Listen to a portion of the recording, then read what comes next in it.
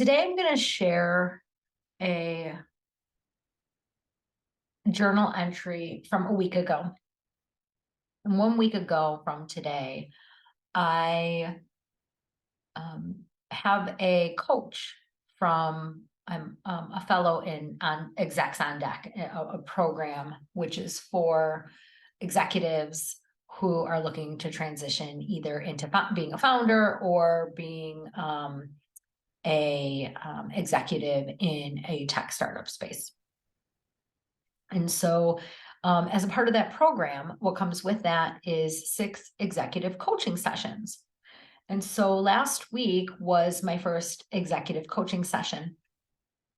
And one of the things that I've worked with a coach for a very long time, not a very long time, about 2 years on my own with my own coach that I've hired.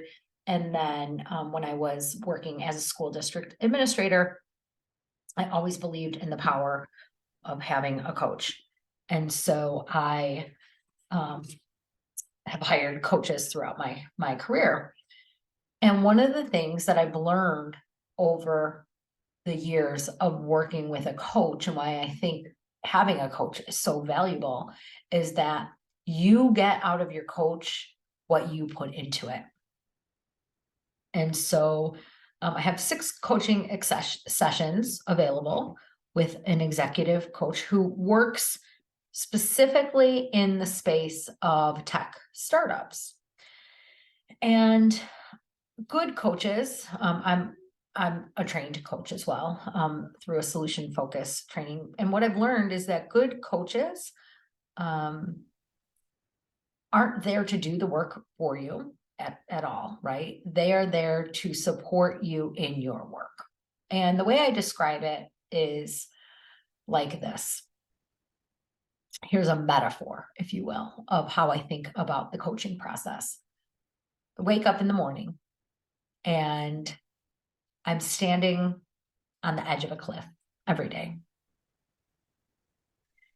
And I know in order to show up to my life fully, my quest is to step off the cliff, to trust myself, trust that I have everything I need inside of me to be successful in a free fall, if you will. And there's this saying, it's a Buddhist saying that my coach actually sent to me, that, and I don't remember who the author is, but it goes like this. The bad news is you're in a free fall without a parachute. The good news is there is no ground. And so I've extended that a little bit to what does it mean when you have a coach? Well, when you have a coach, you're free falling, but you have somebody in the free fall with you to hold your hand for a moment or two and to help you see and take in the beauty, as opposed to that wind in your face and that level of panic, right? But somebody to hold your hand and say, oh, look over there, look at the mountains over there. Oh, look over there and see what's shiny and fun and exciting over there, right? And so I had my first session with my coach last week. And in preparation for that session, which kind of gave me the idea of why I write for my podcast episodes now, is because I wanted to be super, super prepared. It was a 45-minute meeting. I wanted to get the most out of that meeting for myself, right? The point of working with a coach is that you determine the value that you want out of it. And it's really what you put in, you get out. And so I wrote this letter. And when we got in the call, we said hello, whatever. And she said, I can tell you about me, but not everybody needs that, whatever it is you need. I said, well, I wrote something to you and I'd like to read it to you because this is what I want to grow in. So may I read it to you? And she said, sure. And so for today's podcast, I'm going to read to you what I wrote to my coach. I'm meeting with Heather today. I have done a lot of work over the past 2 years, unraveling my identity, reducing unconscious reactions, which have reduced unwanted outcomes. I've learned more deeply who I am, what I can be, who I can be, what I can control, and what I can't. I've removed toxic people from my life, experienced much inner healing from childhood trauma, and am finding the people and spaces who embrace me. I've made great strides in understanding how to care for myself, be emotionally resilient and self-regulated. I've worked on my soul in a deep and meaningful way through sound baths, meditation, breath work, journaling, connecting to nature, training a dog, even reading books, and immersing myself into numerous communities, among other things. To understand in a deeper way who I am, how my unique gifts and talents can be leveraged to make the world a better place. As a sexual abuse survivor, I've overcome a broken marriage and found complete restoration, like when we were 19. My husband and I are more in love now and connected better than ever because I have learned to respect myself and my body. I am trusting myself in deeper ways. I feel my intuition beginning to wake up and my eyes are opening. In December, I met Renee. We have become business partners and friends. This new relationship is a true gift to me because through our interactions, it is showing me who I am. Renee has strong boundaries and has been on her own soul growth journey and doing her own inner work.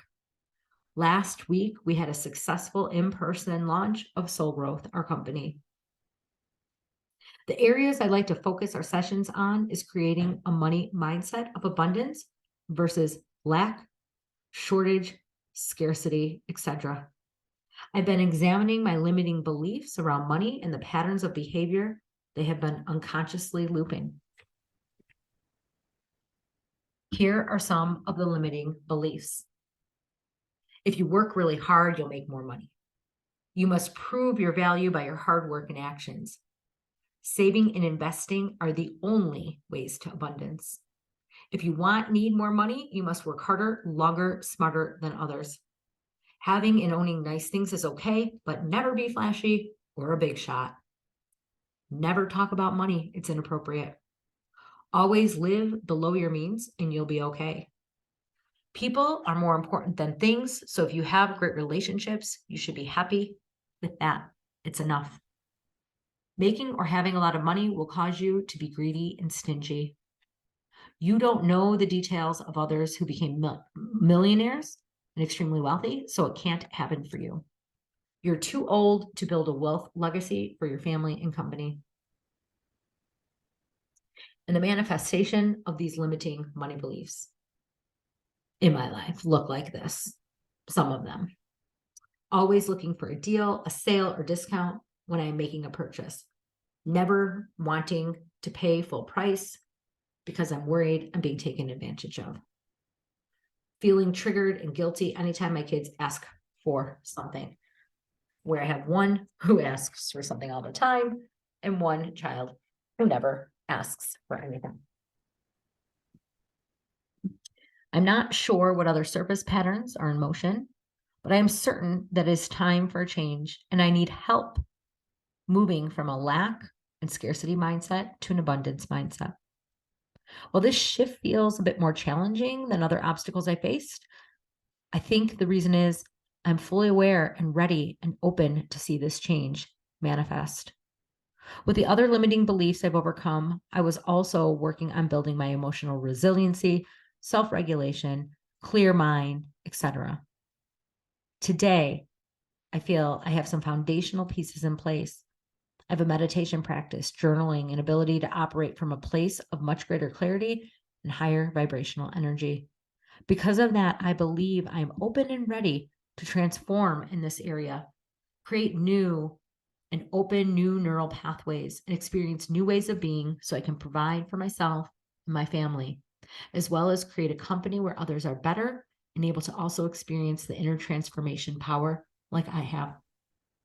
So I'm open and ready to meet this challenge head on, and I am thankful for your support as I embrace this path over the course of our work together. And so I read that to my coach. And from there, we went through an activity where she walked me through the feelings I have, the actions, and the outcomes. And then we replaced them with what I wanted to feel and what actions I wanted to take. And then every day for the past 7 days, I have watched and noticed my thoughts and my limiting beliefs, or any limiting beliefs that I've had, documented them, and then at the end of every day journaled and checked in with my coach. And then we have a follow-up in 2 weeks.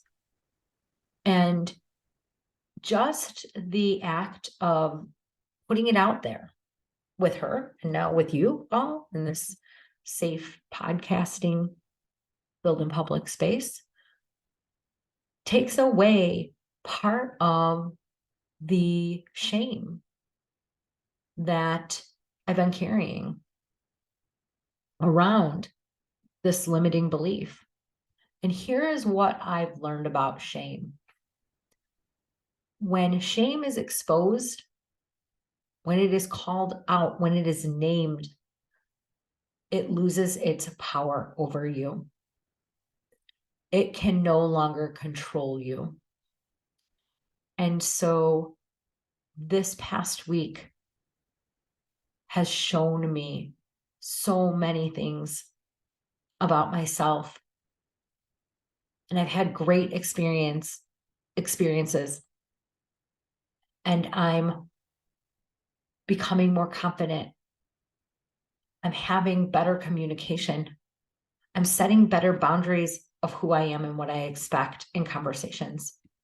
And I believe it is because I am taking the risks here in the Build in Public podcast, as well as with those that I'm working with. And so I encourage you to name whatever it is that feels like shame. Name your shame. Name it. Even if you say it to nobody but your journal and you.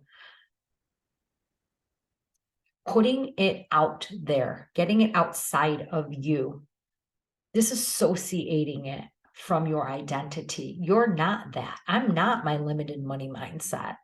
I'm not. I'm so much more than that.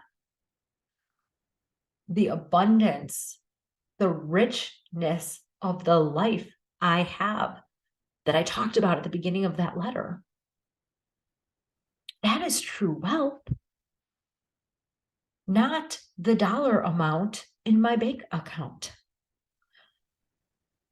And so I just encourage you, if you're listening to this, and if it's something that resonates with you, to find the way for yourself to know that you don't have to be a victim. You don't have to be limited by your past patterns. You're so much stronger, so much more resilient, so much braver and courageous than you even realize.